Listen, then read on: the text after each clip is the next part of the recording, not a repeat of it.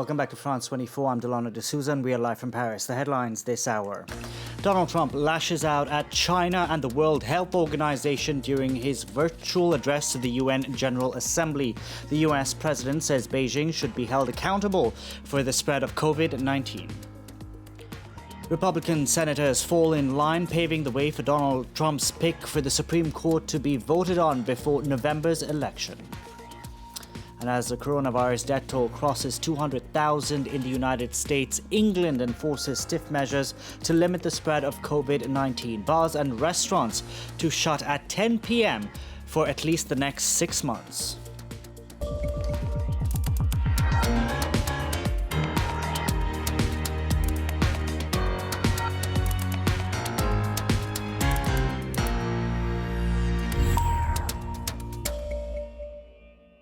Donald Trump addressed a virtual session of the UN General Assembly today, the US president using his address to lash out at China, calling on the body to hold Beijing accountable for the spread of COVID-19. Trump also hit out at the World Health Organization, an agency the United States has withdrawn funding from, accusing it of being controlled by China and spreading misinformation.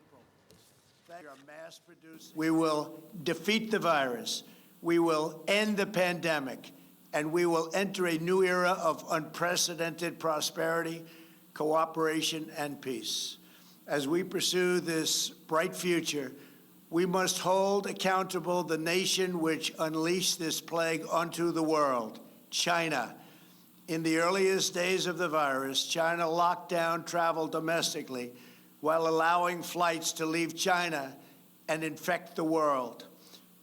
China's President Xi Jinping called on major countries to act like major countries without ever referencing the United States. For more on this, we can go across to France 24's Jessica Lemazurier standing by at the United Nations. Jessica, you heard there from Donald Trump, the U.S. president using his speech at the United Nations to essentially point fingers of blame. He really took aim at China in his speech. The two leading superpowers in the world really had very contrasting speeches, pre-recorded speeches at this UN General Assembly. Trump's was very short, just shy of 7 minutes, and he really lashed out at China, blaming it for the coronavirus and also blaming it for climate change, and then went on to give a very America First speech, which seemed really to be aimed at his domestic audience, making lots of references to God and protecting the unborn child and that sort of thing in those short 7 minutes of his address to the UN General Assembly. He also spoke about the terrible Iran deal yet again. Really a very inward-looking speech from Donald Trump that contrasted with Xi Jinping's speech, which was an awful lot longer. He appeared much more statesman-like in his speech, talking about multilateralism, really trying to position China as a champion of the international system, supporting the United Nations, donating to the United Nations, and leading the global fight against the spread of coronavirus. He also said that China has no intention of fighting either a cold war or a hot one. Now, Jessica, you mentioned there that Trump's speech was just shy of 7 minutes. Emmanuel Macron's speech, on the other hand, lasted some 50 minutes. The French president warning the United States that Europe will not compromise when it comes to U.S. sanctions over Iran. Absolutely. He also had a warning, however, for Tehran that it needs to stick to the terms of the deal as well. I think that Macron won the prize at the general debates today for the longest possible speech. He did speak almost 50 minutes and going well beyond the allotted time from the UN. It was supposed to be 15-minute speeches for each head of state, and he covered all sorts lots of territory, pretty much every conflict in the world. He reprimanded China and Russia, ticking them off, talking about China's treatment of the Uyghurs and saying that there needed to be an investigation into that, and also saying that light should be shed on the attack on Navalny, saying that we will enforce red lines. So warnings there for superpowers in the world. Also presenting himself as a champion of multilateralism, calling for more work to be done on climate change and for a conference to be held here in New York next year to build on the Paris Climate Accords. Jessica, thank you very much for that update. Jessica Lemazou here reporting there from the United Nations. Next, Hassan Rouhani said the United States could neither impose negotiations nor war on Iran. Iran's president says his country isn't a bargaining chip in the U.S. elections. Take a listen. We are not a bargaining chip in U.S. elections and domestic policy. Any U.S. administration after the upcoming elections will have no choice but to surrender to the resilience of the Iranian nation. And for the world, today is the time to say no to bullying and arrogance. We can now bring in Ashish Pradhan, Senior Analyst, UN Advocacy and Research at the International Crisis Group. Thank you very much for joining us here on France 24. Now, the US President Donald Trump gave a very brief 6-7 minute address, largely, focused on a domestic audience. Indeed. I was wondering ahead of the speech whether, it would be more in a Kushner tone, talking about his achievements, or in a Pompeo tone, talking about Iran. But in the end, it seemed like a speech that might have been written by an intern, very short, made the UN seem like an afterthought. And I think certainly the domestic audience was more in mind. And in fact, I would argue his ambassador's introductory remarks, which really outlined the highlights of the past 4 years of this administration, were more diplomatic. Trump's speech seemed more like it was written for Fox News' consumption. This UN General Assembly is truly historic. It's the first time in 75 years that leaders have addressed the gathering virtually. Does it even make sense holding, such a General Assembly at this point in time during a global pandemic when all leaders, we can't even meet, can't even talk to each other? Does it make sense? I think it's helpful and it's useful, to reassert, like we saw with President Macron today, with Xi Jinping, reassert an emphasis on multilateralism, support for the UN, institutions like the WHO, specifically because, this is a time when the pandemic has created a certain level of politicization around these institutions. And we saw this, really in clear terms with the US president's own honing in on, those institutions as the ones, that are really at blame for the pandemic, in addition to China, of course. So I would say, you lose a lot of the personal contact, the contact sport of diplomacy, but you definitely do get some value in the symbolism around multilateralism, the rebuke of what the U.S. is trying to do with Iran sanctions through the virtual summit, at least. Now, in his speech, the U.S. President Donald Trump did point fingers of blame, trying to blame China and the World Health Organization for their handling of the coronavirus pandemic during the early days. I mean, it's outlandish in what he said, but a lot of countries must be thinking what the U.S. president is saying, but they're too scared to say it because China's so big. Fair enough. I think to an extent that might be true. But again, I feel like that speech, that part of the speech especially, may have been more geared towards his domestic audience, his constituency, his base, more so than the other world leaders who may or may not have been tuning into the president's remarks. I think, really with November 3rd so close around the corner, I think that might have been an indication, firstly, of why he chose at the last minute not to appear at the UN physically, even though there were rumors he would. And secondly, the fact that he made it such a short and fairly low key engagement from his side. At the very least, I think the speech could have been worse. He could have harped on about Iran and maximum pressure. So at least it could have been a lot worse than we got. Can we talk about the Iran nuclear deal for a second? Because this is a deal that world powers, including the United States, struck in 2015 with Iran. In 2018, Donald Trump walks away from the deal, but now he says the U.S. is still a participant of the deal, even though they've walked away. So on what ground? I mean, the Europeans are saying, listen, the U.S. position is completely absurd. What can the Europeans do to prevent the United States from snapping back sanctions on Iran? So I think doing what they've done so far, which is holding fort, rejecting these claims and saying that nothing has actually happened, no snapback has been triggered, old sanctions have not been reimposed. I think that's really the strategy to go. At Crisis Group, this is something that we've called for, not just for the Europeans, but the Secretary General of the United Nations himself, to continue business as normal, really basically neglect the U.S. And we saw that, it's not just the Europeans, it's not just Russia and China, but 13 of the 15 members of the Council were in unison, in rejecting the fact that the U.S. has no standing on this legally, politically, and what have you. And the fact that the U.S. is so isolated on this was, something that the Iranian president himself really focused in on. And it sounded really bizarre, but in keeping with the times that the president of Iran, during a time when Iran is facing a lot of criticism for its human rights abuses, was right in saying that the U.S. was perhaps even more isolated at the global stage. Ashish Pradhan, I'm going to have to leave it there. Thank you very much for joining us on the program this evening. Now, Donald Trump has the backing required in the Senate to push through his nominee for the Supreme Court after Senator Mitt Romney said he's in favor of holding the vote. The U.S. president said he would announce his decision for who should fill the vacant seat after Justice Ruth Bader Ginsburg's funeral was held. Republicans hold the majority in the Senate, and Democrats need 4 defections. So far, only 2 have come forward.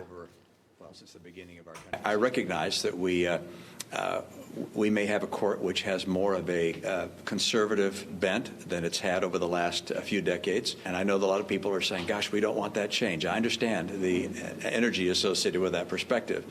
But it's also appropriate for a nation which is, if you will, center-right, to have a court which reflects center-right points of view, which, again, are not changing the law from what it states, but instead following the law and following the Constitution. Mitt Romney is speaking then. For more on this story, we can go across to France 24's Ketevan Gorjestani standing by in Washington. Ketevan, Republicans have the votes they need after, as you heard, Senator Mitt Romney said he's in favor of holding this vote. Is it surprising given his conservative stance? No, the only reason why people were wondering what Mitt Romney was going to do is because, of course, if you remember earlier this year, he was the only Republican to vote to impeach Donald Trump, and he hasn't really hidden his disdain for the U.S. president. He has criticized him regularly since that impeachment, and so that's why really people were looking to what he was going to be saying. Many liberals, of course, had a little bit of a wishful thinking that Mitt Romney would at least say that this should happen after the election, just like Susan Collins or Lisa Murkowski. But that's forgetting that Mitt Romney is a very conservative Republican senator, at least on social issues. And this is what is at stake here in the Supreme Court. Questions like the debate between pro-life and pro-choice for abortion rights. So that is something that Mitt Romney is very passionate about. He is very passionately pro-life, and that possibly could have tilted his decision. He didn't say, however, who he was going to vote for and whether he would necessarily confirm any candidate that would come up. He just said that if that vote comes to the floor of the Senate, he will vote on it no matter the timing. So, Ketevan, it seems as that there is very little that the Democrats could do to prevent this vote from taking place before the election in November.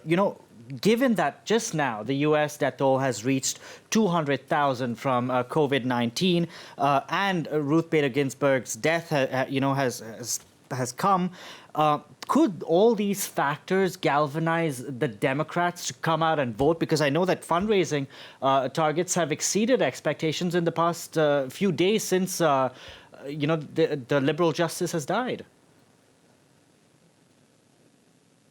Yes, there have been plenty of records broken in fundraising, especially on this liberal platform, Act Blue, that really encompasses liberal causes as well as liberal political races, whether it's the presidential or down-ballot races. And they broke records right after Ruth Bader Ginsburg's death was announced on Friday evening. They broke a record of fundraising in an hour, more than 6.3 million. They broke another record, a daily record, on Saturday with more than $70 million raised. So it really has brought some of the liberal voters, got them at least excited about something or worried about something enough that it makes them come out and vote. And that has been seen in the early voting lines, whether it was in Virginia or in Minnesota. We saw a lot of voters saying, I was thinking of voting a little bit down the line, but the death of Ruth Bader Ginsburg and Donald Trump coming out saying he would fill it before the election has pushed me to come and vote earlier. It might play in some very close Senate races. I mentioned Susan Collins and Lisa Murkowski, who are against filling that seat before the election. They're in some very tight races in states where the Democrats could unseat them. There's also Mark Kelly, the Democrat, against Martha McSally in Arizona, where the Republican is also in danger, so that could play. And really the biggest symbol and what seems to be changing now is that the Democrats are taking the playbook of the Republicans as to the Supreme Court. So far in history, in the past decades, it's been something of a Republican crying call, if you will, to say the liberals are going to take away your Second Amendment gun rights. The liberals want you to be a pro-abortion country. The liberals this, the liberals that. Well, the Democrats are now doing the same thing. They are running on the Supreme Court saying if Donald Trump is reelected, if they name a new conservative justice, your abortion rights, your health care rights, your LGBTQ rights, your voting rights, all of those things are going to disappear, and it seems, at least for now, to be mobilizing the Democrats. We'll see what happens between now and November. Ketevan, thank you very much for that. Ketevan Gurjistani reporting there from Washington. In other news, the British government has unveiled stiff measures to limit the spread of COVID-19. Prime Minister Boris Johnson stopping short of reimposing a nationwide lockdown for England. But the measures, which include working from home where possible and the early closures of bars and restaurants, could last nearly 6 months. Here's the Prime Minister speaking earlier. We know, alas, that this virus is no less fatal than it was in the spring, and that the vast majority of our people are no less susceptible. And the iron laws of geometrical progression are shouting at us from the graphs that we risk many more deaths. So today I set out a package of tougher measures in England. Early closing for pubs, bars, table service only, closing businesses that are not COVID secure, expanding the use of face coverings, new fines for those that fail to comply, once again asking office workers to work from home if they can, while enforcing the rule of 6 indoors and outdoors. Boris Johnson speaking there. Now, over 10,000 coronavirus infections have been reported in the past 24 hours here in France. Nursing homes in the country have witnessed 89 deaths in the week of September the 7th. That's the first significant rise in months. Today, the French president visited a nursing home and then later tweeted that we must collectively redouble our attention as the country's elders are more fragile. The French government, meanwhile, is trying to contain the spread of the virus, but they are doing this by insisting that everyone should be back at school and at work while learning to live with COVID-19. Mali celebrates 60 years as an independent nation today. The commemorations coming a day after the announcement of the new president and vice president following last month's coup. During the ceremony, the head of the ruling junta urged ECOWAS to lift sanctions it's placed on Mali. The French flag comes down as Mali's new colours are hoisted in Dakar on the 20th of June 1960. In the streets, crowds celebrate the newly formed Mali Federation, a merger of two former French territories, Senegal and French Sudan. Officials from the mother country hand over the power under the watchful eye of Leopold Senghor, the spearhead of negotiations for independence. But as clashes broke out in government over plans for the country's future, the excitement was short-lived. On one side, the Senegalese hoped to keep close ties with France, while the Sudanese sought a self-standing state bolstered by Pan-African values. Le militarisme par lui-même est un stimulant pour des populations qui pendant longtemps avaient une vie purement rurale. Nous avons donc militarisé nos jeunes pour pouvoir entraîner les populations dans la perspective de leur mobilisation pour les investissements humains. Dakar a vécu des heures de fièvre. Following a state of emergency, lawmakers from Senegal voted to break away from the federation on the 20th of August. Les Soudanais rêvaient d'un État unitaire où ils nous auraient dominés grâce à leur nombre et à leur discipline. Nous voulions, nous, d'un État fédéral très souple. Ils rêvaient de concentrer l'essentiel des pouvoirs fédéraux entre les mains d'un seul homme. Nous voulions d'un régime démocratique où les pouvoirs, pour collaborer, se partageraient et s'équilibreraient. A month later, the union was well and truly shattered. French Sudan also declared its independence. On the 22nd of September, it was renamed and became what is now the Republic of Mali.